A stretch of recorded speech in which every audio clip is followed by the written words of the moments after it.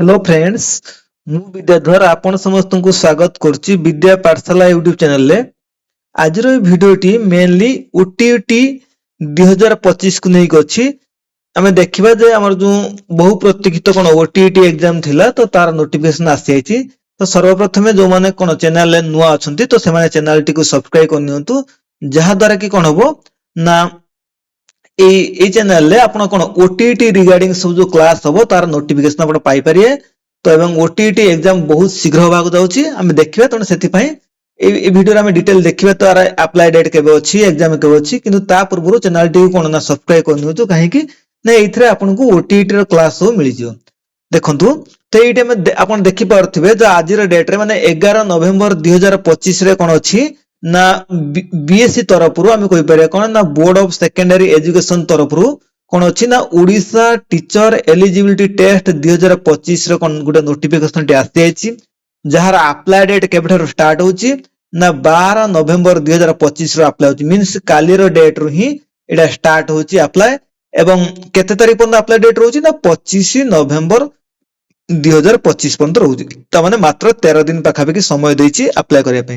एवं जो माने आर भीतर रजिस्ट्रेशन कर दैथे तमनकर पेमेंट लिंक पाई केते दिन अछि ना पेमेंट पाई आ गुटे दिन एक्स्ट्रा दैछि केते ना 26/11/2025 पर्यंत टाइम दैछि देखन तापर आ कोन दैछि ना हमरो एथरे सब डिटेल्स गाइडलाइन और सिलेबस कोन अछि ना हमरो वेबसाइट रे दैछि जो थरे हमरो दैछि कोन एई वेबसाइट कोन जो www.bscodisha.sc.in ले मिलि जिवो किंतु हां एटा अप्लाई हले केबे ना 12 नवंबर रे एवं एप्लीकेशन ले एंड डेट केबे अछि ना 25/11 रे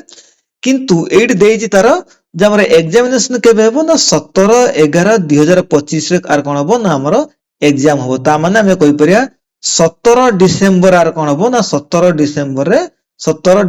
2025 रे आर एग्जाम हबो ता माने बहुत माने कहिया गने कोन मास ही अछि 12/11 रु 17/12 केते माने मास से 5 दिन बाखाबे के अछि समय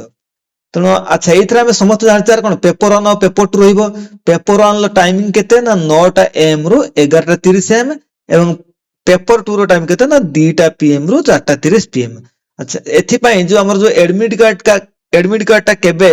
उपलब्ध हो बा एडमिट कार्ड टा केबे अवेलेबल हो ना 10/12/2025 ता माने 10 डिसेंबर रे कोन होबो 10 डिसेंबर 2025 रे कोन आपनकर एडमिट कार्ड कोन होबो ना वेबसाइट रे अवेलेबल हे जिवो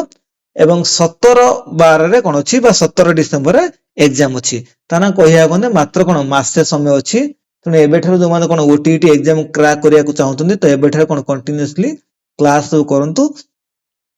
एवं आउरी कोन अछि कारण आमे जानि छे जे हमर डिसेंबर एंड किबा कोन जनवरी फर्स्ट भीतर कोन अछि ना 7000 पाखा भाकी कोन जेटी पोस्ट अछि जेटा हम जूनियर टीचर कहउचे बा तंके बे कोन असिस्टेंट टीचर भी कहै जो तो 7000 पाखा भाकी कोन जेटी पोस्ट अछि तो सेथि पय कोन अछि ना बीएससी कोन अछि ना बहुत कोन इमीडिएटली आर एग्जाम करिया को चाहूची तो सेथि पय आपन माने कोन ना ए चैनल टे को मोर ए चैनल टे कोन सब्सक्राइब करनियंतु जहा द्वारा आपन कोन ना सब ए जो हमर ओटीटी रिलेटेड क्लास सब पाई परिए तो थैंक यू